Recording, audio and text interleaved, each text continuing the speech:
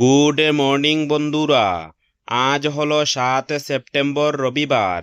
আজকের সকালের বিশেষ বিশেষ খবরগুলি হলো: আধার কার্ড আবেদনের জন্য রাজ্য সরকারের পোর্টালের সংশোধিত SOP-তে অনুমোদন জানানো হয়েছে। সেই অনুসারে 18 বছরের অধিক ভারতীয় নাগরিকরা নতুন করে আধার কার্ডের জন্য আবেদন করতে পারবেন। অনুসূচিত জাতি, উপজাতি এবং চা জনগোষ্ঠী সম্প্রদায়ের জন্য বছরের জন্য এই নিয়মাবলী প্রযোজ্য হবে না।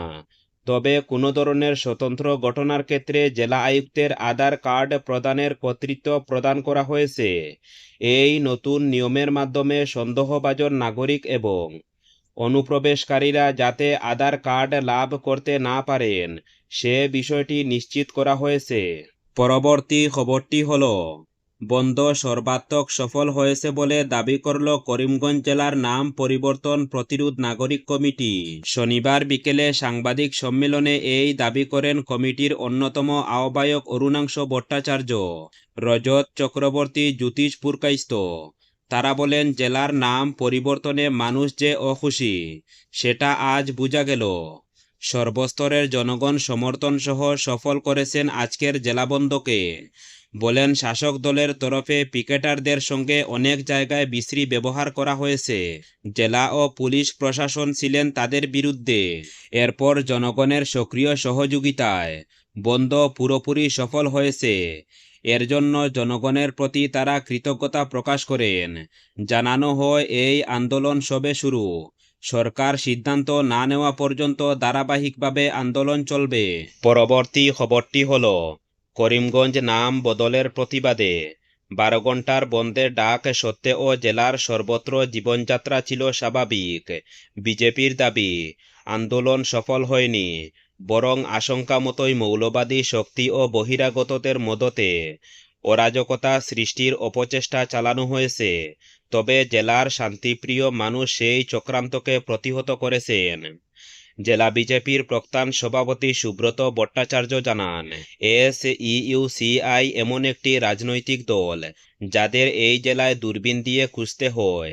আজকের আন্দোলনের নেপথ্যে কংগ্রেস ও তৃণমূল কংগ্রেসের কারসাজি রয়েছে।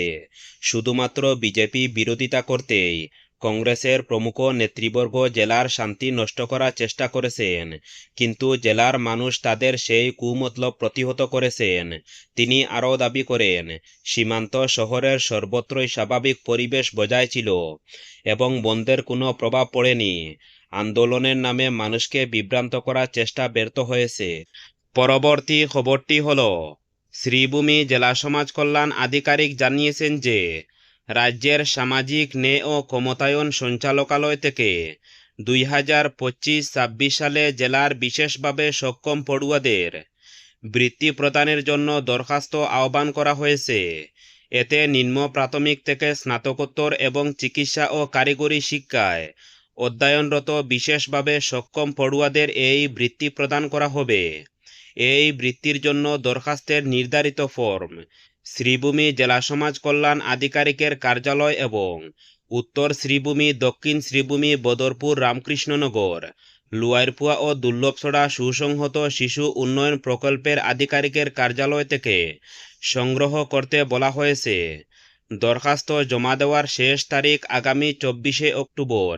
বিস্তারিত বিবরণ শ্রীভূমি জেলা সমাজ কল্যাণ আধিকারিকের কার্যালয় এবং সংশ্লিষ্ট CDP ও কার্যালয়ে পাওয়া যাবে। পরবর্তী খবরটি হল, 12 ঘন্টার বন্ধের কোনো প্রভাব ছিল না পাতারকান্দিতে।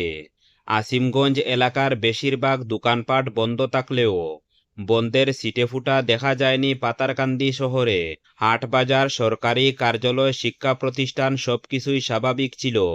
যানবাহন চলাচল শহর এলাকাতেই সীমিত ছিল, কারণ জেলা সদর থেকে হাতে গোনা কিছু ছাড়া শহরে তেমন বাহন পৌঁছাতে পারেনি। কারণ পাতারকান্দি ছাড়া জেলার নানা প্রান্তে বন্ধের প্রভাবে আটকে পড়ে যায় বহু যানবাহন। পরবর্তী খবরটি হল, 2022 সালের পর ফের ভারতবাসী সাক্ষী হতে চলেছে এক বিরল মহাজাগতিক ঘটনার। আজ এবং আগামীকাল রাতে ভারতবাসী প্রত্যক্ষ করবে পূর্ণ চন্দ্রগ্রহণ। যাকে সাধারণভাবে ব্লাড মুন বলা হয়।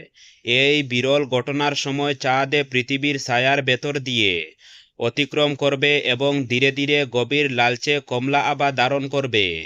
এই পূর্ণ চন্দ্রগ্রহণের সম্পূর্ণতার সময়কাল হবে 82 মিনিট, যা খালি চোখে নিরাপদে দেখা সম্ভব। চন্দ্রগ্রহণ শুরু হবে আজ রাত 9:58 এবং পূর্ণ গ্রহণ শুরু হবে রাত 11টায়। সর্বোচ্চ গ্রহণ রাত 11:42 পূর্ণ গ্রহণের সমাপ্তি আগামীকাল 12:22 হবে।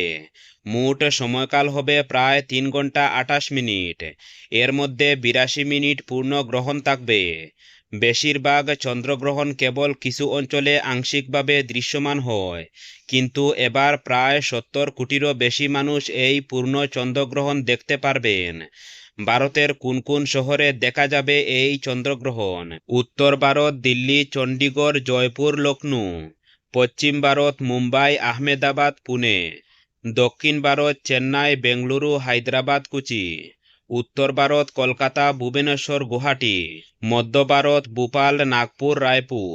পরবর্তী খবরটি হল, শ্রীভূমি জেলায় পুনরাদেশ না দেওয়া পর্যন্ত 163 ধারায় নিষেধাজ্ঞা বাহাল থাকছে। শ্রীভূমির জেলা ম্যাজিস্ট্রেট শনিবার ভারতীয় নাগরিক সুরক্ষা সংহিতার 163 ধারার অধীনে এক আদেশ জারি করে জানিয়েছেন যে শ্রীভূমি জেলায় জনমনে শান্তি, সম্প্রীতি ও আইনশৃঙ্খলার পরিস্থিতি বিঘ্নিত হওয়ার সম্ভাবনা রয়েছে। তাই জেলায় আইনশৃঙ্খলার পরিস্থিতি স্বাভাবিক এবং জনমনে শান্তি সম্প্রীতি বজায় রাখতে তাৎক্ষণিক ব্যবস্থা গ্রহণের প্রয়োজনীয়তা রয়েছে। এর পরিপ্রেক্ষিতে ভারতীয় নাগরিক সুরক্ষা সংহিতার 163 ধারার অধীনে জারি করা জেলা ম্যাজিস্ট্রেটের আদেশ অনুসারে সমগ্র শ্রীভূমি জেলায় বিনা অনুমতিতে 5 বা ততোধিক ব্যক্তির জমায়েত নিষিদ্ধ। পাশাপাশি বিনা অনুমতিতে বন্ধ র্যালি, স্ট্রাইক, ধর্ণা প্রদর্শনী করা যাবে না। কোনো ধরনের অস্ত্রশস্ত্র, বিস্ফোরক সামগ্রী বা সন্দেহজনক সামগ্রী বহনে নিষেধাজ্ঞা থাকছে। যানবাহন চলাচলে বাধা সৃষ্টি ও অবৈধ যানবাহনে বেআইনি পার্কিং করতে নিষেধাজ্ঞা আরোপ করা হয়েছে।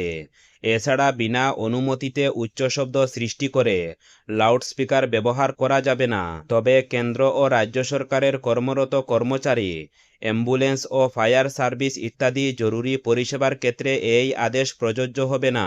এই আদেশ তাৎক্ষণিকভাবে সমগ্র শ্রীভূমি জেলায় বলবৎ হয়েছে এবং পুনরাদেশ না দেওয়া পর্যন্ত বাহাল থাকছে। আদেশ অমান্যকারীর বিরুদ্ধে সংশ্লিষ্ট আইন অনুযায়ী ব্যবস্থা গ্রহণ করা হবে বলে জানানো হয়েছে। পরবর্তী খবরটি হল, এবছর কাছাড় জেলায় দুর্গাপূজা যেন সম্পূর্ণভাবে শৃঙ্খলা ও ভক্তিভাবের মধ্য দিয়ে উদযাপিত হয়। কোথাও কোনো রকম বিশৃঙ্খলা বা জননিরাপত্তার অবনতি যেন না ঘটে, এই বার্তা দিলেন কাছাড়ের জেলা কমিশনার মৃদুল যাদব। শনিবার জেলা প্রশাসনিক ভবনে নবনির্মিত সম্মেলন কক্ষে দুর্গোৎসবের প্রস্তুতি নিয়ে পূজা কমিটিগুলির সঙ্গে এক বিশেষ বৈঠকে তিনি এই আহ্বান জানান। বৈঠকে জেলা কমিশনার জানান, রাস্তাঘাট বা জনপরিকাঠামো ক্ষতিগ্রস্ত করে কোনো পূজা প্যান্ডেল নির্মাণ করা যাবে না। প্রত্যেকটি পূজা কমিটিকে যথাযথ বিভাগীয় অনুমতি সংগ্রহ করতে হবে। মহিলা, শিশু ও প্রবীণদের জন্য আলাদা প্রবেশ ও প্রস্থান পথ নির্ধারণ, প্রাথমিক চিকিৎসা ব্যবস্থা ও অগ্নি নিরাপত্তা বিধি মানা বাধ্যতামূলক। বিসর্জনের দিন রাইডে ঘোষণার কথাও জানান তিনি। একবার ব্যবহারযোগ্য প্লাস্টিক নিষিদ্ধ করে পরিবেশ বান্ধব পূজার উপর জোর দেন জেলা কমিশনার। নিরাপত্তা ও শৃঙ্খলার কড়া নির্দেশ দেন জেলার সিনিয়র পুলিশ সুপার নমল মহাত্তা। বৈঠকে এক বিস্তারিত নিরাপত্তা পরিকল্পনা তুলে ধরেন। তিনি জানান, প্রতিটি প্যান্ডেলে পর্যাপ্ত স্বেচ্ছাসেবক মোতায়েন করতে হবে। তাদের নাম ও যোগাযোগ নম্বর সহ রেজিস্টার রাখতে হবে।